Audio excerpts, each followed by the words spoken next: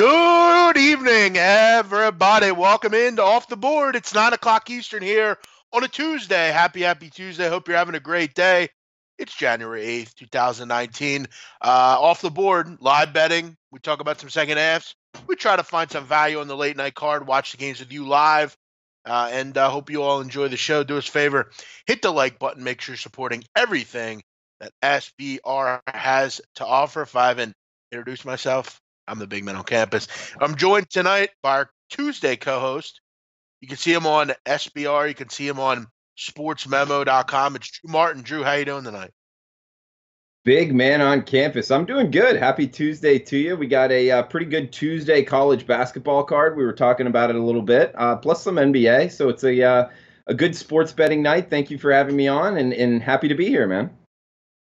Yeah, we had a fun show last week. If viewers remember, we had some games that were coming right down to the wire.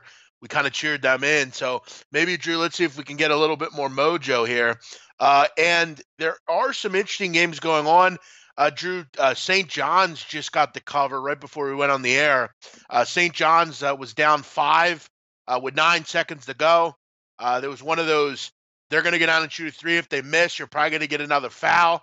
They're getting 6.5, so you're hoping either make a shot or don't foul because you don't want Villanova going to the line with a chance to ice it with a few seconds left. So they don't foul, and the game ends on 5. So St. John's backers cash money. We also had a big blowout up in Buffalo tonight. Buffalo, again, Buffalo is very good on offense. They're a really good basketball team. They crush a very solid Toledo team. We got some games that are in overtime right now. In the MAC, Eastern Michigan in overtime. Also, Akron and Central Michigan are in overtime. And Duke's coming right down to the wire. We'll see if they get a cover. About 2 minutes ago, that game's a blowout. But Drew, how you doing tonight? Any action? No action? What do you got going on? You know, big man, we talked briefly about this. This isn't a card that anything really jumped out at me as far as any big bets. I mean, personally, for the clients, I actually didn't put anything out. And then coming in towards the end of the night here, I stumbled across one that I really like. A guy that I respect's opinion. His name's Brent Crow in college basketball. He was on something, and I started to research it a little bit, big man. And I'm on it, man, for the late night show. I also backed one of your plays that you put me on. So I got 2 pending right now. I'm kind of excited about. One's about to start. One's on the late night card. But no, going into today, it wasn't a big card for me. Tomorrow I got a big one. But for the late night and one about to start, I'm locked in, man. Now, what I did here tonight, Drew, is I sent you my play of the day, the play that I sent out, and you got on that. Now, Drew also, I also added to Drew, hey, I like St. John's, they covered. I like Baylor, they covered. And I liked Akron, and they're winning. So, Drew, why didn't you play any of those? What happened? You know, big man, it's nothing against you. It's mostly because in the sports betting industry, when people throw out a lot of plays, but they say they like one more, I've just noticed over the years now, if I bet them all, like the one that they say like they really like will win, and then everybody else, it's like you're rude, you're winning, no, you lose it all. So I get that's that. the reason. Yeah, I mean, it will be kind of irritating if all these 3 plays hit and then the one I gave out doesn't hit. So we'll see how it goes. But, I'm very happy where I'm at, Drew. I had, as I've talked to you about, I'm basically back at even again after a real bad start. So we got a lot of college basketball left. I'm really, this is kind of our time to shine, I think. But let's obviously welcome in the viewers, Alan, Jawan, John, Joe, Easy, everybody in here. Do us a favor, retweet the show. This show hasn't really been on for very long. We obviously had the holidays and stuff. So really kind of just getting back at everything here. But got some late night action about to get going here. Mississippi State, South Carolina, that's about to get going. I leaned Mississippi State in that game. I'm really a big fan of this Bulldog team, Drew. I actually have been ranked in the top 10 in my rankings. I think they're a really solid basketball team. I think defensively they're really good as usual. And this year they've provided a really nice offensive game as well. This team is 20th in field goal efficiency, 36 at 38% from 3. So, South Carolina, a team that can bother once in a while, but this isn't one of the better Gamecock teams. NC State, North Carolina, I kind of like North Carolina, but let's get to some of the games here late. You only got 2 late games here. And I want to hear, is the game that your guy likes, is it late or 9 o'clock? Well, I mean, I can't give too much credit to him. I like it too. It's the 11 o'clock Eastern UNLV New Mexico game. Yeah. Let's start with Wyoming San Diego State.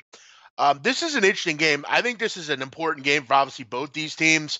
San Diego State has been it's been no secret. This team's been pretty embarrassing, frankly. I mean, you're off a loss to Boise State. You lost by 24. And before that, you're off a loss at home to Brown. They lost by 21 in that game. This team's also lost to Cal, San Diego. It's been a weird season for Brian Dutcher's crew. They're not great on offense. They haven't been as good as usual on defense.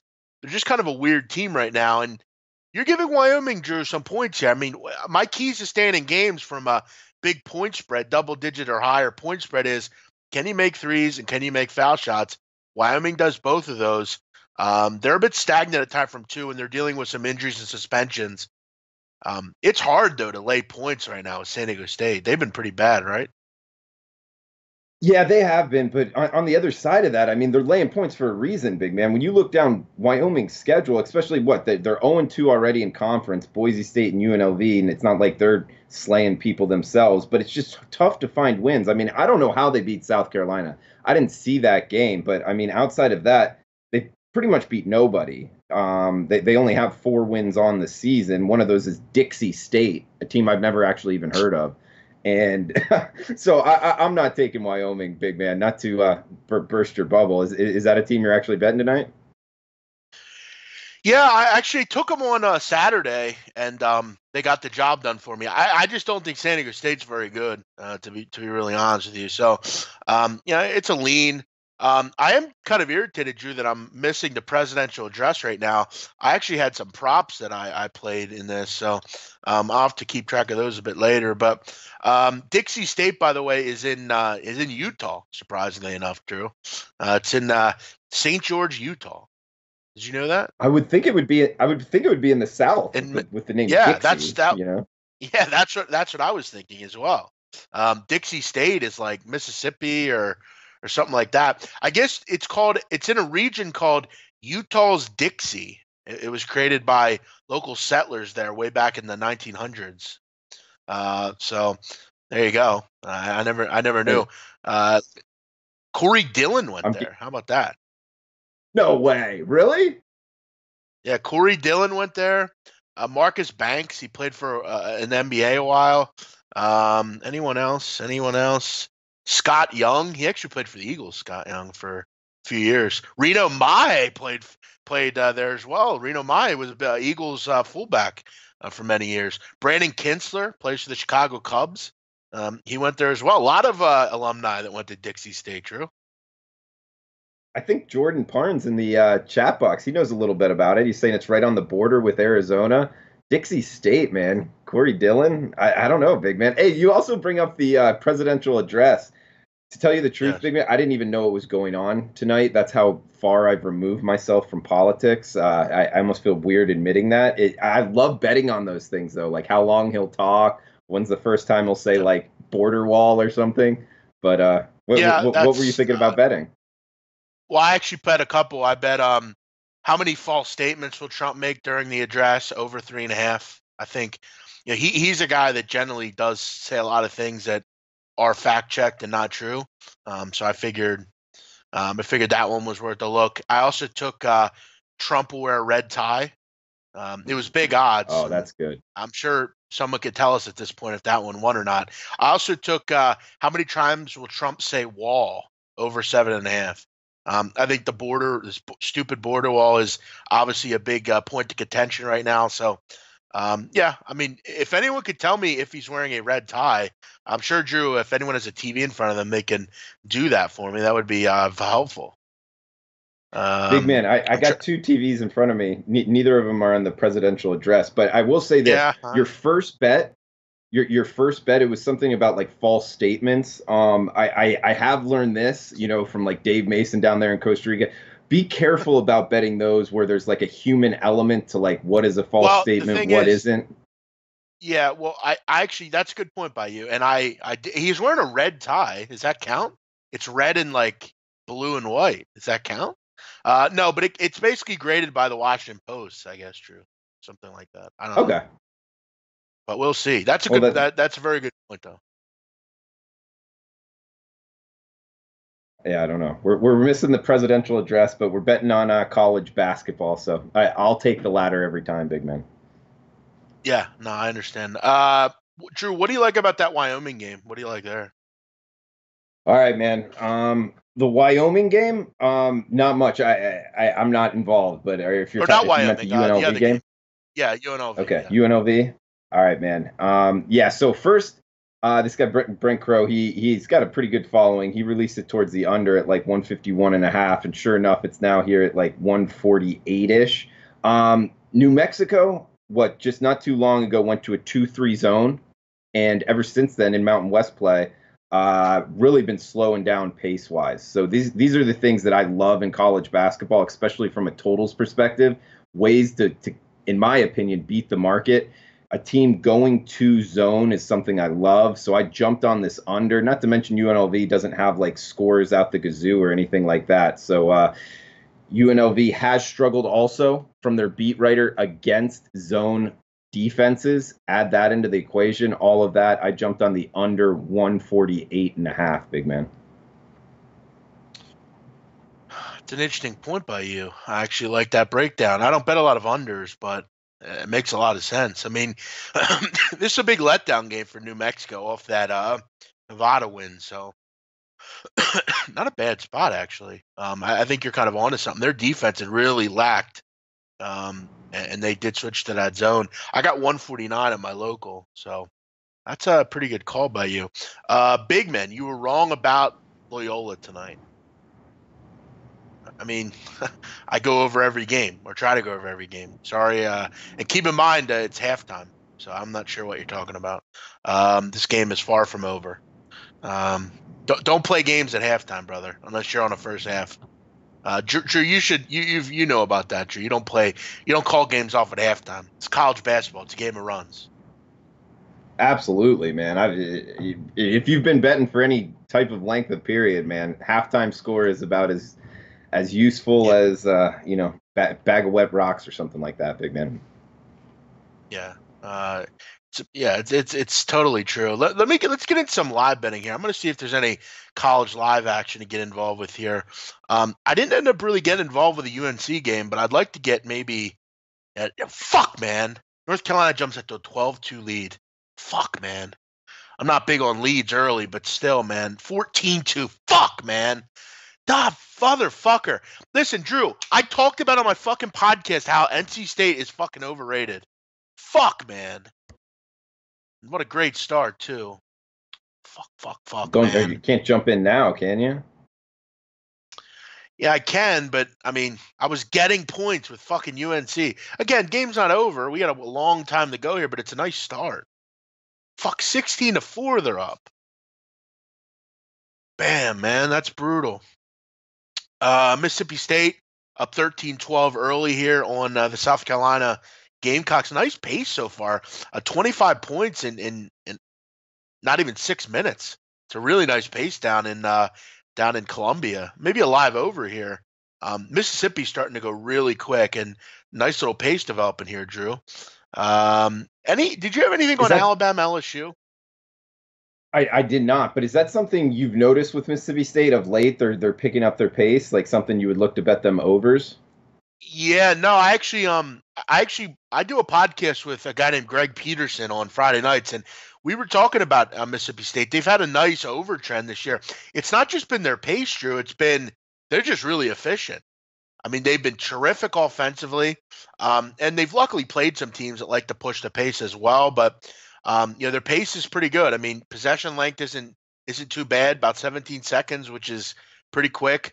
And look, they've also benefited from playing McNeese State and Wofford and BYU, all of which are bad offensive teams. But this team is efficient right now, and I think sometimes as long as you get a pretty solid pace, efficiency is obviously the best medicine. So this is a really good team. I really like this team a lot from a long-term perspective. Wouldn't surprise me if they're right there in the SEC. I think they can make some noise in March. This is a really experienced team, a lot of continuity, Drew. A lot of guys that have improved their offensive game, and defensively they're really good. This is a team to keep your eye on long term. I want to see what I can get. Drew, I'll tell you what I'm going to do. I'm going to take Mississippi State live in the first half, -2.5. I'd get that currently, -2.5. -2.5 first half, Mississippi State. I just jumped on it.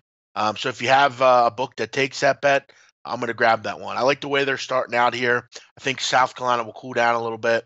I'm going to rock with that. Mississippi State -2.5 in the first half, if you care to opine. Now, Drew, how's the weather down there? Dude, I love your bet, by the way, because South Carolina, in my opinion, sucks. And that stadium, I don't know if I've been there. It's like they overbuilt, and it's not that good of a home atmosphere, especially with the team sucking like that.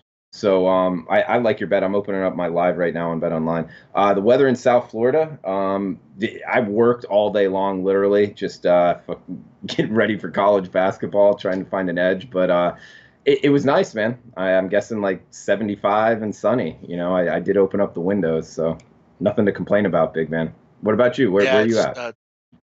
I'm here in PA. Tomorrow it's supposed to be like 35 and like really windy. So it's going to be fucking bitter outside, man. I'm sure the wind chill will be in like the teens. That's going to be brutal.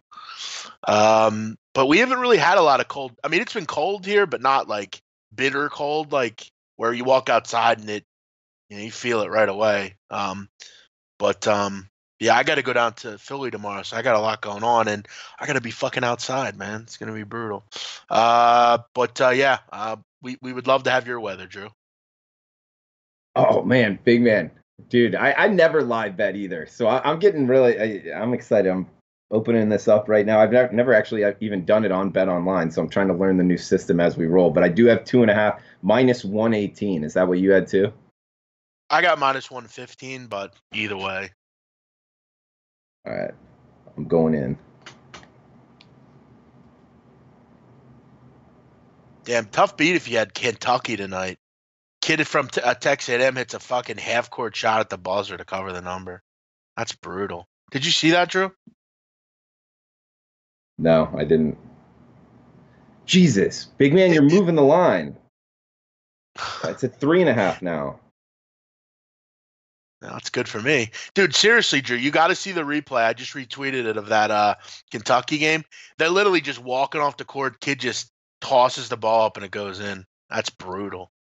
Jesus Christ. What a sick beat if you had Texas A&M. Or, I'm sorry, if you had Kentucky. Jesus Christ.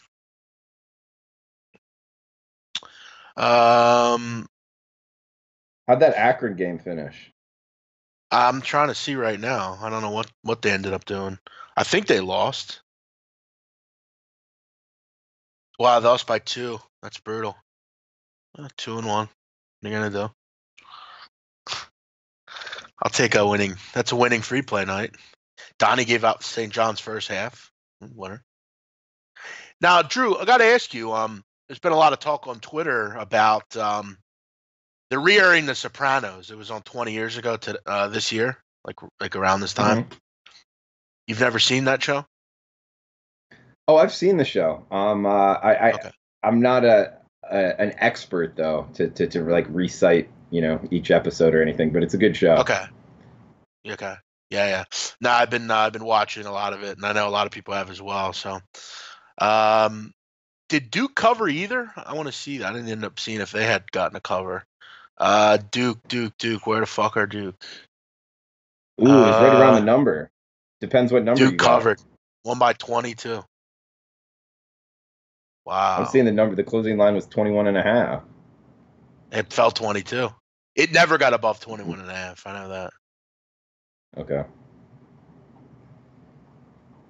I'll tell you another bet, Drew, I took tonight in that presidential thing. First person to talk right after Trump, Nancy Pelosi, winner, chicken dinner. They're fucking definitely putting Pelosi on. No way Schumer's going before. Fuck yes. Cash money, baby.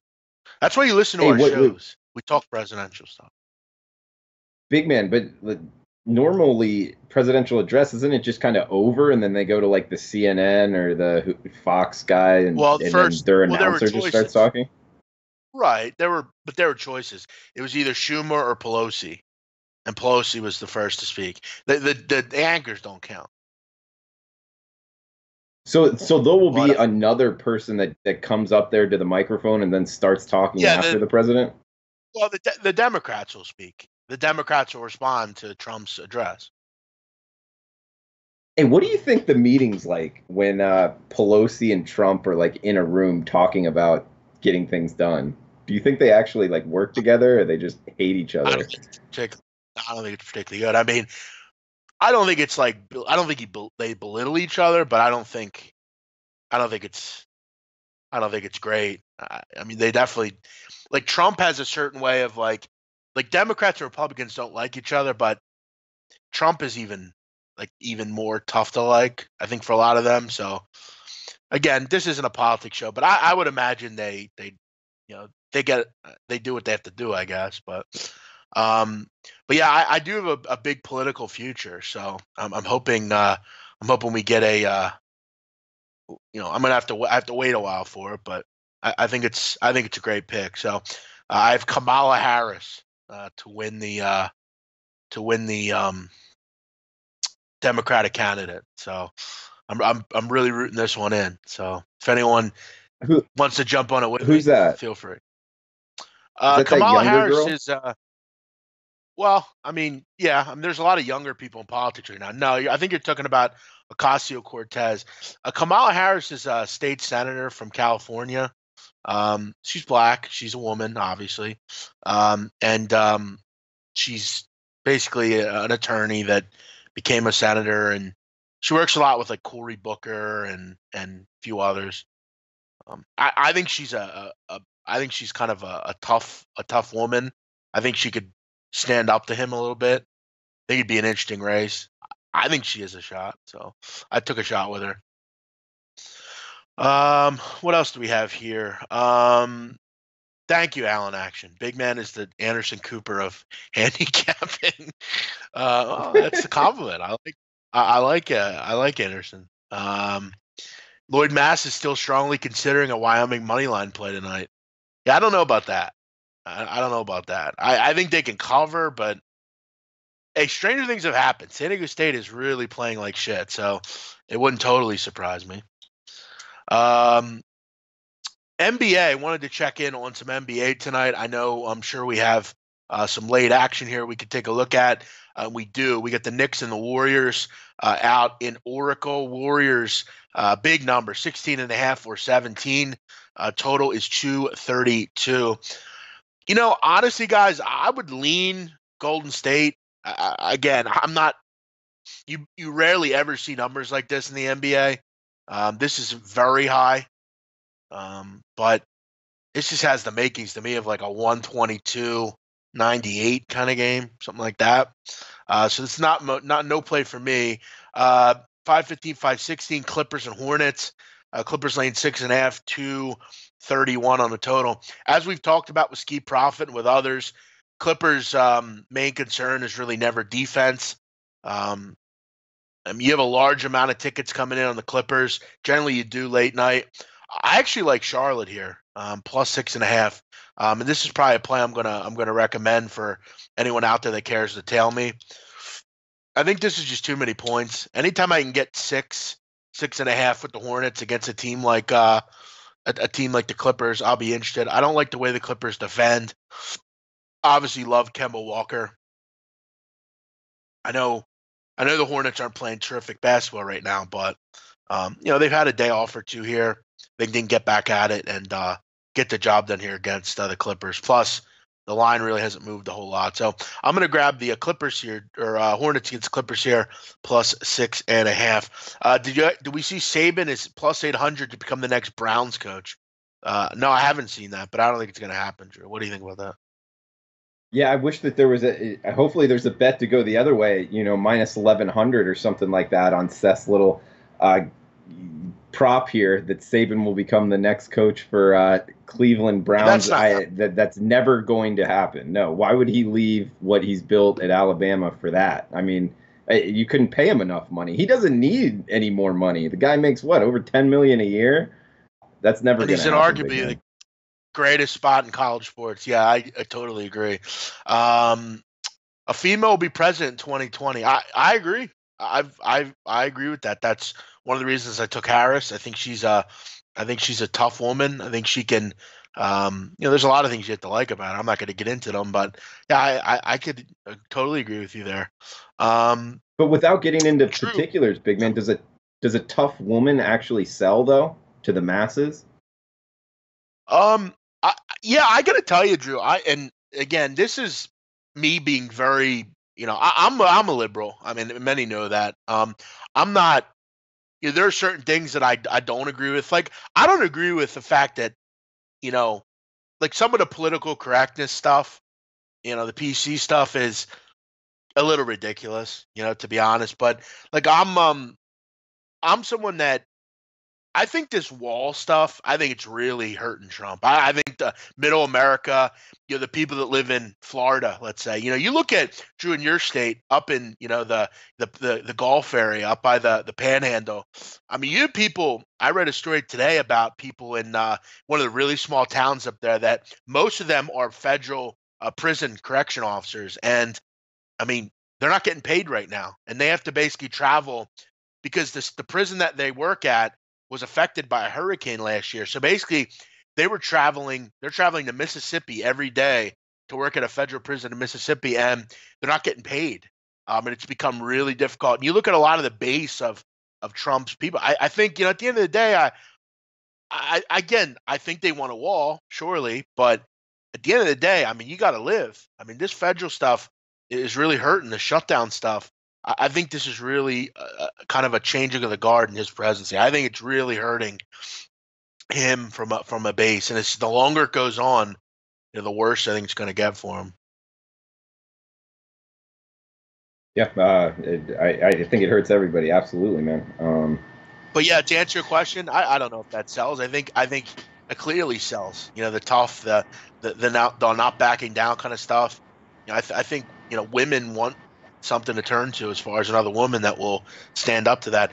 Drew, I wanted to talk to you because I know I hate Cliff Kingsbury. Not a fan of his. He's now the coach at the Arizona Cardinals. I got to be honest. I think that's one of the worst hires I've seen in some time. I disagree. I like Cliff Kingsbury. I think he's kind of underrated and gets a bad rap on kind of more mainstream media, big man. But I mean, when you look at what he's been able to do from an offensive standpoint in their schedule this year, what they played 3 or 4 teams played Texas Tech off of a bye. That kills you as a coach. That's a lot of teams having extra time to prepare for your offense.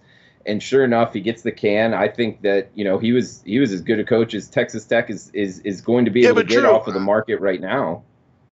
Yeah, I get that, but like, and I think from an offensive perspective, he's a great mind. I don't disagree with you there, but I mean, let's be real. I mean, he never really had a winner at Texas Tech. I mean, he had Patrick Mahomes and he couldn't even get to a bowl game. I mean, I don't know. I just think for me, it's like the guy goes from being fired to now he's got a job in the NFL. And again, has he been more lucky with some of the quarterbacks that he's inherited? I mean, seriously. I mean, he brings in Mahomes. He had Case Keenum, Davis Webb, Johnny Manziel at one point. I mean, he's had some luck with quarterbacks. I think they've made him look a lot better than he is. I don't know. We'll see. It's an interesting decision, let's say. But hey, that's the new NFL. Hold on, big man. You're saying he's getting lucky with these quarterbacks. I mean, some of those guys he recruited, so that's not luck. That's they're his guy. But, yeah, I mean, but he didn't. let's remember though, like he didn't know. Didn't he have Johnny Manziel at one point, or one of those two? Not Johnny Manziel. It Well, he was was the someone else. offensive coordinator. I He remember. was the offensive coordinator for Texas A&M when Johnny Yeah, Manziel was there. So yeah, he had Johnny right, Manziel. right. I'm trying to think. It was someone. Oh, Baker Mayfield. He had Baker Mayfield at one point. He couldn't recognize that talent and let him walk. I don't know. I guess with him, I'm not a big fan of his. I never have been. He's gotten a lot of talent. He's never really did shit with it. His defenses are always really poor. We'll see though. I mean, he's got a young quarterback, Josh Rosen. That'll be interesting. I'm a Josh Rosen guy, as many know. So I hope that will obviously work out for the kid. But you like Kingsbury, Drew? I do. I do. I mean, I've read some good things about him. I know I told you about that tweet from just a regular student at Texas Tech, how he asked Cliff Yep. Kingsbury to speak for a scholarship, and he was trying to raise $5,000, and he was going to charge the students to go hear Cliff Kingsbury speak. And when Cliff Kingsbury got there, he handed him a check for $5,000 and was like, "Don't charge any of the students. This is for your scholarship, for like whatever deed it was." So things like that, I appreciate that, and obviously, Cliff Kingsbury being an OC and then a head coach has the money to do that, but still, it's a nice gesture. And people that do that are and not ask for the publicity, just kind of do it, are usually good people. He can recruit well. Going to the NFL, I guess that doesn't matter as much. And you're right. I don't know how good of an NFL hire this is because it's a different type of mindset as a head coach in the NFL rather than in college football. College football, you got to be able to recruit, go into homes. That's a huge part of the position. Hell, even more than half of it. That doesn't even exist in the NFL. It's all about X's and O's and if the guys respect you. So being a young coach, kind of, I guess you could say a little flashy on his end, it might not work very well in the NFL, and he might be right back in the college ranks very soon, big man. Yeah. No, I don't disagree. Little update here. Mississippi State up 1. Need them to figure it out here. Quit fucking around, Mississippi State. Let's get a lead here. I don't really want to High screw around with scoring, this big line. man. High That's what I scoring was as hell. saying. I 7 minutes mean, left. yeah, no, this team is this team, they like to go up and down. That's kind of what I'm learning with those that group there in Mississippi State. A couple other scores here. Oklahoma, Texas Tech 21-18. Alabama, LSU 21-17 LSU. Early on 29-17 North Carolina. I mean, North Carolina looks really good, man. They were fucking getting points tonight. Amazing. Yeah, North Carolina's the team. Big man, we got Texas Tech 23, Oklahoma 20. Hey, wait, I didn't hear your show earlier. What did you really like about the Sooners tonight? The Sooners are an auto bet for me right now. I didn't understand this number. I mean, look, I think Texas Tech. I think we kind of have to get to the point with them where maybe we realize that they're not really that good. I mean, and what has this team really done? Seriously, I mean, I guess they They played can well play against Duke, defense. but they ended. Yeah, but so can Oklahoma. And I'm getting a team here in Oklahoma that's among the best rebounding teams in the country. They're grabbing 44 boards a game. I just think right now, to me, this is too many points. I've seen Oklahoma go on the road and win big games. I've seen them hang around in games. I've seen Texas Tech time and time again, and look, they may cover here. I don't know, but I just haven't really seen enough to really to warrant 7 or 8 points here. I know they're a great defense, and this will be a battle, but I think Oklahoma's really matured. I think they're playing defense at a high level. I like the way they rebound. Jamari McNeese is back, which is a nice addition in this game. They need his defense and his ability to block shots and defend. So I liked what I was getting. I liked the number I was getting. And look, this is a team that's 12-1-1 against the spread. So that doesn't hurt either. So we'll keep abreast of that. And, this one was kind of one I decided on pretty early. So, that's there's no secret that I like Oklahoma. So rebounding Big is man, a nice little thing. you like this big white guy with the 70s hair for Oklahoma, number 35? Brady Manic. Yeah. Yeah. Yeah, he's an ugly guy. I know that. I'll say that. Yeah, no, he's a do-it-aller guy, but hopefully, that one just stays in the background. We don't have to worry much about it, and we can just kind of kind of just wait for it. Coast I to a did want to cover. update everyone. What was that, Drew? I like to say coast to a cover with the That underdog. that that Yep, that would be nice. Did want to update everyone. I know many are interested in the Takashi 6ix9ine. He's actually been photographed recently. A girlfriend of his posted a picture of him. Looks to be in good health, grabbing a bunch of booty in the picture. So, for anyone that's curious, he looks to be in good health. Are you a Takashi 6ix9ine fan, or do you know who that is, Drew? Heard of it. Not a big fan now. Not a fan. All right, fair enough. Didn't think you were. But that was his first time being seen. So I wanted to update everyone on that. But yeah, that's about it. I mean, as far as plays are concerned for tonight. What do you, Drew, think about your twin, Cody Parkey, and his miss the other night? You look a lot like Cody Parkey. I've met Cody Parkey 2 or 3 different times in Auburn. He went to Auburn. He's from South Florida as well. Yeah, you look I feel really bad for. I feel very, very bad for him. He's a nice guy, smiley guy, positive guy. And when it doinked off twice, it happens, man. He gets paid a lot of money. What? He makes $10 million already in his NFL career. He's got the money to do it. He needs a change of scenery.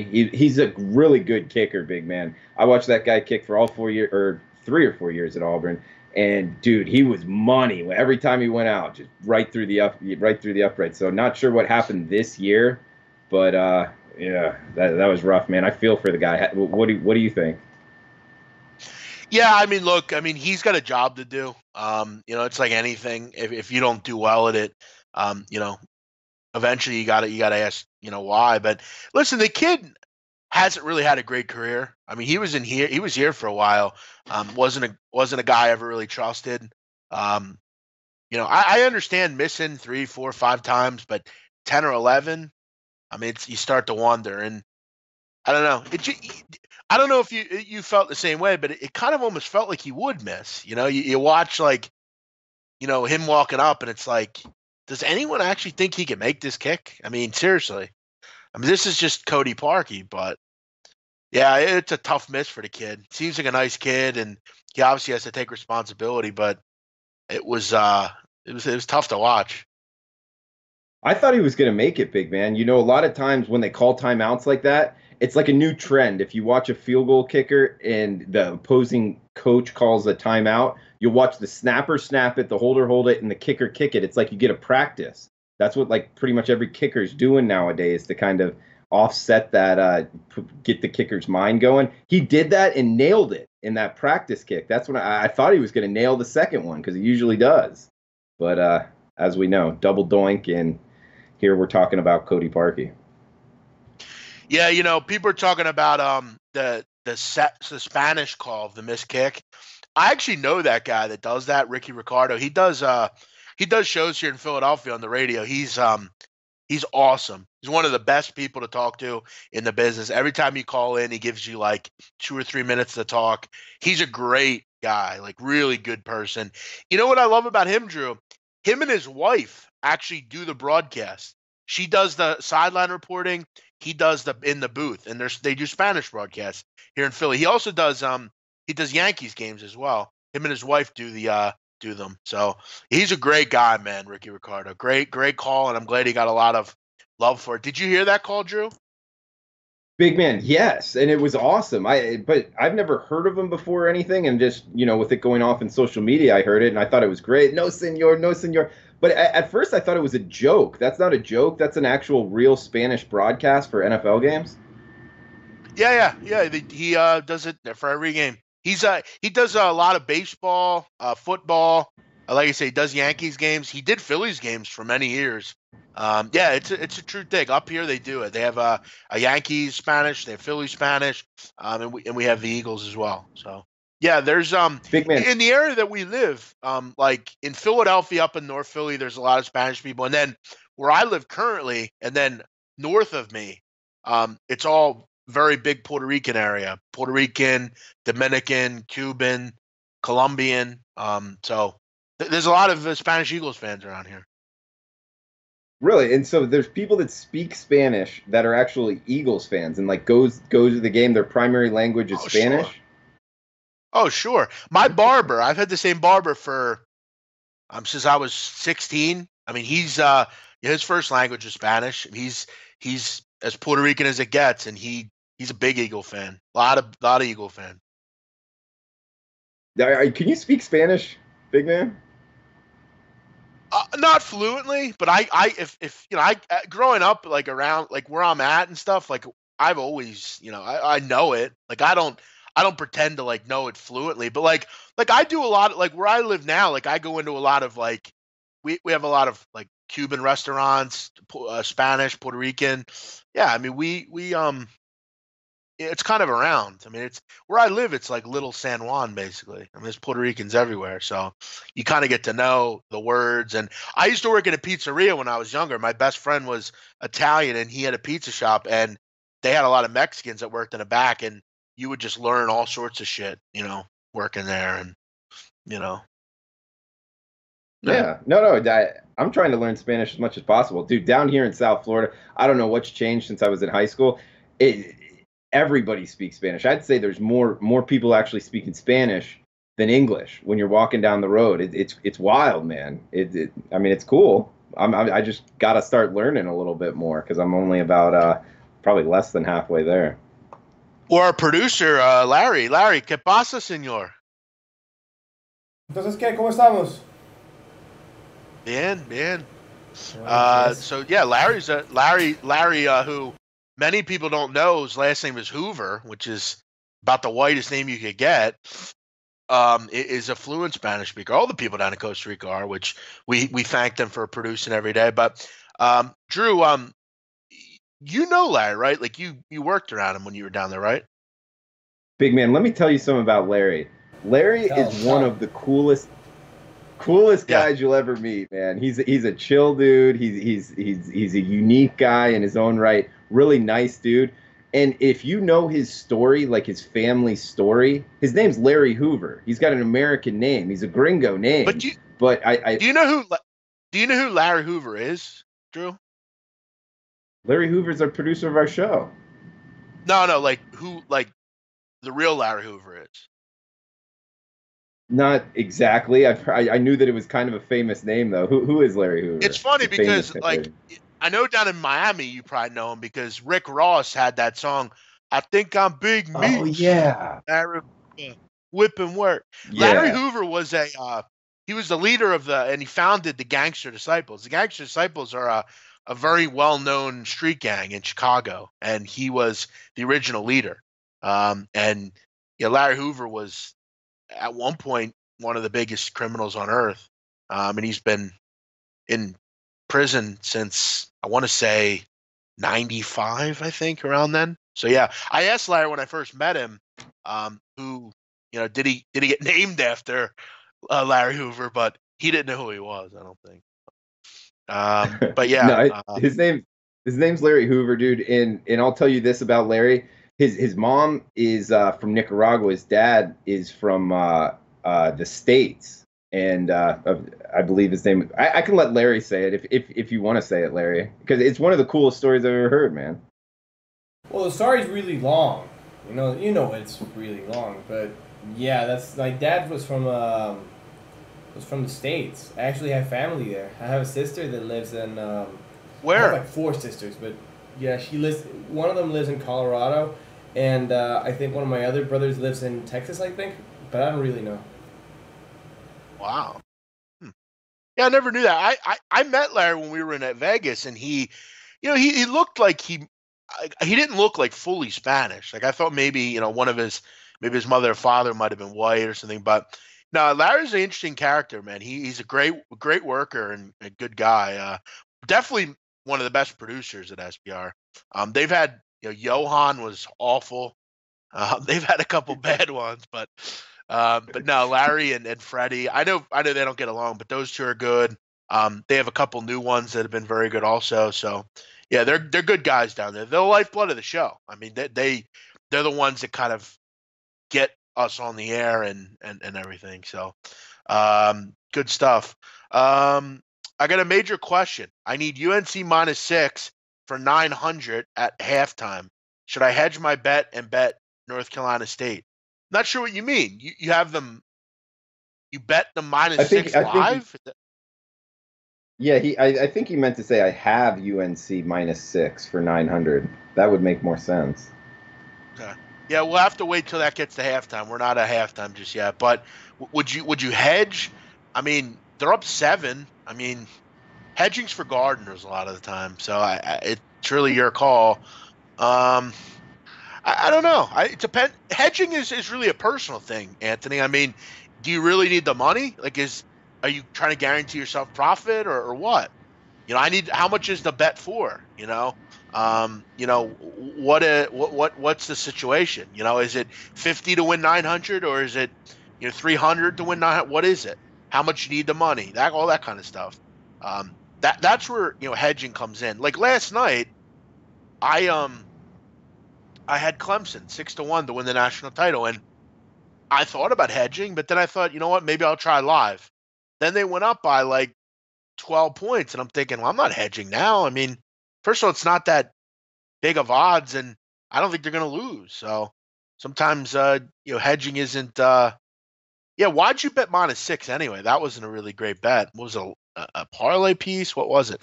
How about Mississippi State, Drew? They're not going to cover this 2.5. They were up at 7 last time I looked, and now they're losing. Dude, we still got 90 seconds, big man. We still got 90 seconds. Oh, yeah, I mean, shit. I'm going to need. Nope. They're losing. They are losing. This is weird. Really weird. Not good, man. Hey, my boy is shooting free throws for Oklahoma right now. Dude, this hairstyle is ridiculous. Yeah, Drew, Like please. Boogie I don't Nights. want to know what's going on in that game. Keep it off. I'm trying to stay away from that game. I don't want to know anything. Why? That doesn't make any sense. I don't like to watch games that I bet on or a lot of the time. Especially in Are the you first serious? half. I hate it. Yeah, I hate it. Why? This is part of the value you get out of being a sports bettor and the pleasure that it brings you. I mean, I like doing it in the second half, in the last 10 minutes, but I don't like watching it in the first fucking half. I just hate it. No matter the sport, or is that only a basketball thing?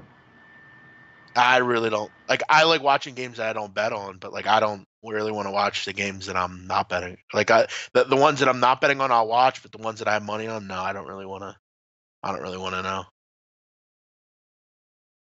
I always bet college basketball totals, big man. That's pretty much all I bet, and I am constantly calculating: am I winning the bet or am I losing the bet as the game's going on? It's very frustrating. Oh yeah, definitely. You got to do that. I agree.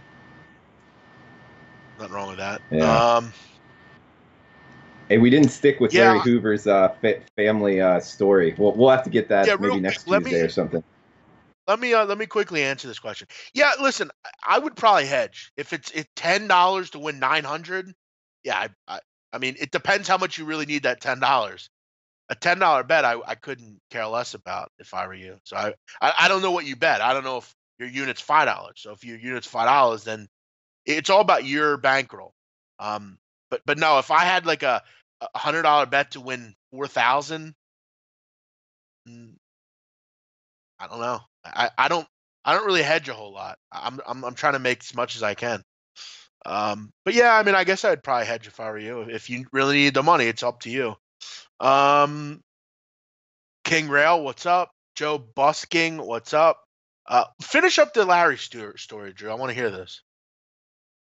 Larry, can I say it or do you want to say it?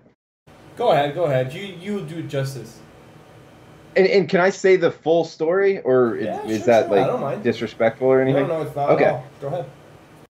All right, so Larry's dad, an American guy, I guess he fought in the war and stuff and had a family, and then whatever happened. And so he moves down to Central America. And I guess he was looking at for properties or something, and he sees this girl he really likes who's a lot younger than him. And, he just like very nice to her and kept calling her on the phone like every day. And he would be like, hey, about that apartment. I'm thinking about buying it. And she's like, okay. And then like the next day would do the same thing. And the next day would do the same thing. And then after a while, they started to meet. And sure enough, he was a lot older than her. And that's Larry's dad and that's Larry's mom. And they had a little family down there in Costa Rica or Nicaragua. I'm not really even sure. Hey, listen, Drew. I mean, sometimes you got to take your shot, bro. Like, I mean, you see a woman you like. That's how I did it. Like, I know that my girlfriend's way too hot for me. I know that. Like, I'm not stupid. I see when we walk around and like, she's a beautiful, gorgeous woman. But like, sometimes you got to shoot your shot, bro. And maybe Larry's dad was a great guy, and it really didn't matter. Maybe instead of laughing, Drew, about it, you should do it yourself. That's why I'm not laughing at it. I'm laughing with it. I hope that's me one day, bro. I think it's a great story. Larry, I actually like it myself, Larry. That's a great story. I know you're not laughing. Come on, Drew. Of course not. Larry, if I can ask, how many years are they apart? Oh, like 25, something like that. Whoa, really? Yeah, it's heavy. Wow. Yeah. So, if you don't mind me asking, how old is your mom right now? My mom's 55, I think. Okay. So your dad's pretty old at this point. He was. He died very many years ago, but yeah. So wow. How about that? What a story. Yeah. I never knew that. It's heavy. Now let me ask you. It's cool. Are you into women older than you, or? Oh, I'm into all women, man. Okay. Because I generally, like, this girl I'm with now is the first girl I've ever dated, like, younger than me. I've never dated a girl younger than me. Oh, you do older girls? Oh, man. I prefer older. Oh. Like, I like, not really old, but like I've dated women like 20 plus years older than me. No, you gotta aim higher. Yeah, man. 40 years older. This girl, the girl I'm with now is like she's 6 years younger than me. She's a bit younger than me. So, but yeah, that's a dope story, man. Nothing wrong with that. Definitely an OG. Your dad. Hey, Drew. Yeah, man. Your parents. I love that. Your parents aren't.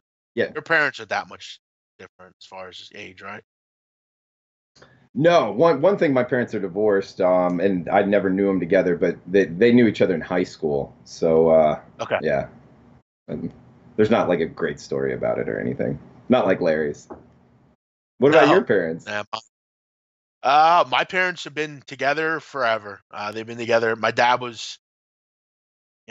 lived the street behind my mom. So, I mean, she was a bit young. My dad was a bit younger, and, he wanted to, he saw a girl older than him, and, he ran with it. Drew, my dad's, when he was growing up, my dad's one of 15 kids. So when he was like 14, he quit school and went to work. Because my grandfather, my dad's father, was really abusive to my grandmom, and my grandmom's like 4'11". She's had 15 kids. She's been through a lot in her life, and he was an abusive guy, and like he wasn't good to my dad and my uncles and aunts. And my dad left when he was really young. He was like 14 years old. He left, and he went and he bought this, like, not bought, but he rented this like really crappy like apartment that was a street behind my mother. And my dad worked and he tried to build something up. And my dad's done a lot for me in my life. So I've it's been tough for him to get to where he is. So Drew, my dad told me a story, because my dad has no fingernail on his pinky, on his one hand. And when I was a little younger, I asked him like how it happened, because his fingernail didn't look like mine. So he was telling me when he was like 16, he worked. My dad's in the building industry, and when he was a kid, he worked for this a masonry company. He was a laborer. And back then, you've seen like a cement mixer, right? You like you tie it on the back of your truck, and you pull it around and stuff. Well, he was running that for the foreman, and the one day he got his hand caught in it, and it ripped his fucking finger all the way off, Oh, and he started bleeding profusely. my dad was so worried because where he comes from like a very, working family, like you work. And like my dad was so worried that he get fired. He was making like $4 an hour. He's so worried he got fired. He wrapped like a towel around his hand and kept working. Like as his hand's fucking bleeding. And he told me, he's like, I was so worried I didn't want to lose my job. So I just kept working. And the foreman comes over and goes, Jesus Christ, what the fuck's wrong with your hand? You're bleeding everywhere. And he pulls the towel off and his fucking finger is like clear fucking off. And they took him to the hospital. And to this day, my dad had got his finger sewn back on. He has no fingernail on his pinky, but like that's the kind of work ethic my dad's always had. So, I've always kind of maybe taken that from him. And like I don't work like my dad does, but he taught me what to do and what not to do, so I didn't have to do that. But yeah, their story's pretty simple. They met and then, they've been together ever since. But yeah, there's no work ethic like that nowadays, Drew, is there? People don't do that nowadays, do they? It's funny you bring up the word work ethic. That's just what I was about to say, man. That is a hell of a work ethic. That would never happen nowadays. Nowadays, yeah, you don't stop, now, you right? walk off, call a lawyer. Yeah, you wouldn't have to work after that. Damn, that's fucking awesome, big man. Your dad's the man. Yeah, he was so worried about getting fired. Like he didn't want to get fired. He was and it's funny because the guy that he worked for at the time ended up kind of being like a mentor to him and taught him, everything about the building business. And now, my dad is, a developer and he does all sorts of stuff and he's done very well. But yeah, it's but I remember when I was younger, Drew, like my dad he always taught me about money. Like I always remember that. Like when I was younger, he would come home and he would give me money and he'd put it in my hands and he'd let me hold it. And I just think from an early age, like my parents always taught me to like, don't ever go work for someone. Go out and do your own thing. Go out and don't fucking pinch a clock for someone else so they get rich and you stand there like a fucking asshole. Go work, do your own thing, and find something you really like to do and run with it. And I know a lot of the time people get on me and they think this and they think that, but I'll tell you what, Drew, and I'm sure you can relate. I'm very happy when I wake up every day because I don't have to go to a fucking job and listen to some boss that I hate, and I don't got to go make someone else money when I could do it on my own. And I can owe that. I owe that to my dad for teaching me that kind of shit. Yeah, absolutely, man. That's a good thing to have in your past, and something you should be thankful for, man. Your dad, Larry's dad, man, they're ballers, bro. Big man, I think we lost that Mississippi State game. Fuck them. No crazy bloody stories, Drew, from your dad. He doesn't have any of those. Not that I can call off the top of my head. I will say this: my dad, I was like a little kid, and my uncle was like kind of drunk, and it was like a Christmas night, and he was trying to like beat up my other uncle, who's like a lot smaller than both of them. And I just remember my dad like taking him down, like pinned him down. Oh, my dad, he won the state championship in Florida, 156 pounds for in 1974 in wrestling. Yeah. Oh, really? So wow. I guess that's kind of cool. Yeah. That's and yeah, awesome. He took down my uncle and so that was kind of funny. Drew, I got to tell you a story. I got to tell you a real quick story. And actually, I probably shouldn't tell this story because, well, it was so many years ago. It wouldn't matter now. But, I remember, Drew, like my dad's, he's in his 50s at this point. But I remember when I was, I don't know, 6 or 7 years old. I remember my dad I've talked about this before. My dad, like, has always been in construction. And he used to make me go work. Like, if I did something wrong, he would make me go work. So I remember one time, and I'll tell the other story first, but when I was like 12 or 13, I was at the mall. I was at the mall with my friends, and back that time, like Nextel was very big. You remember like the chirp phones and stuff? Yeah. So I went to the mall and I got this bright idea that I wanted a phone. And these fucking shithead like cell phone people, they'll sell a phone to anybody. But I got this bright idea in my head that I said, oh my God, my dad's got the same name as me. I said, I'll get a phone and put it in his name. He'll never know. He doesn't look at the bills. So I got this phone. I got this Sidekick, right? This T-Mobile Sidekick. It was the best phone to this day.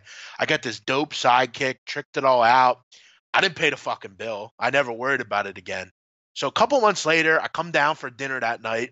I got the phone. I'm not playing with it. And my dad goes, "That's a nice phone." I go, "Yeah." I'm like, "You like that, right?" He's like, "Yeah." He's like, "Look at it. It's black and white. It's fucking sweet." I'm like, "Yeah." He's like, "Where'd you get that?" I'm like, "Oh, I bought it off a friend of mine. He's prepaid.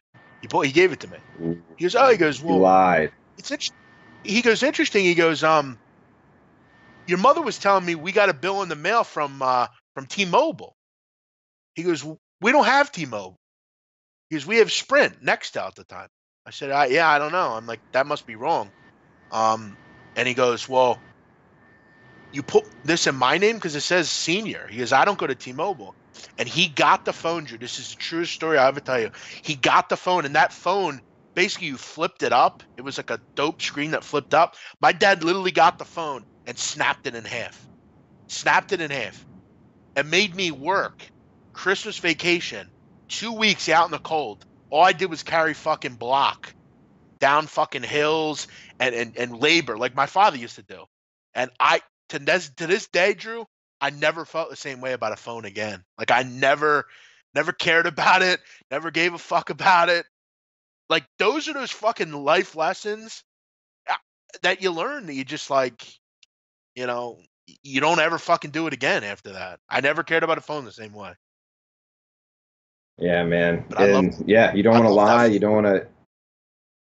Yeah, now that's a good lesson to learn, man. Early on, don't commit fraud, don't lie. It's good that your dad caught you and taught you that lesson, man. So Yeah. But happens, man. all We right, got guys. Maddox saying, Yeah, go ahead. yeah, Mississippi State lost. Maddox just told us in the chat box. It's rough. Yeah, what are you gonna do, right? We need Oklahoma. That's a big one tonight. We need that one. But all right, guys, we're gonna wrap it up here. Story time is fun, but we all have a life here, and Larry's got to get. Larry, you live an hour away from the studio, don't you? Yep, that's right. Yeah, so we Fucking got to get hour. him home. Drew's got a life as well, so we'll wrap the show up here, guys. Drew's taking the under in the late game between UNLV and New Mexico, which I got to tell you, I might tail. I kind of like that a little bit. Other than that, we're wrapping it up. You all have a nice night. Thanks for joining us. Drew, as usual, thanks for coming in. Yeah, big man. We'll talk next Tuesday. This is a game I really like. New Mexico, UNLV under 148.5. Might be able to catch a 149 out there. I'm on it in the late night slate, so best of luck if you're tailing. Someone's asking, do my dad support my handicapping business? Yeah, my dad's very supportive. My dad loves the business that I'm in. He thinks it's brilliant, and he's a sports fan himself. So yeah, he gets it. He understands, what we do, and yeah, he's very supportive. Drew, how are your family with that? Do they support your business or no? Oh, absolutely. Yes. It's very yes, I explained it to him. Yeah, it's kind of in the forefront now, Yeah. right? Yeah, not even that. They just knew how much I loved it, how much I was doing it, how much I was into it, and how much I at least can be successful at it. So yeah, they supported me all the way. Yeah, one last thing. I mean, I know Drew has been in the business a long time, so have I. Like, we actually have businesses. Like, I have a legitimate business. Donnie and I have a legit business. Like, Drew does. And we're all like, we're not just guys that do videos on the internet and that's it. Like, we have legitimate businesses, So, yeah, I think we both, had to kind of, we're adults, it's a fine profession at this point. Guys, I will not be on tomorrow. I have to go out of town. I won't be around. So I'm not on the air tomorrow at all. But I'll be back Thursday. We'll get the show back going again Friday as well. Drew, good stuff as always. We'll see you next week. All right. Thank you, big man. Best of luck, man.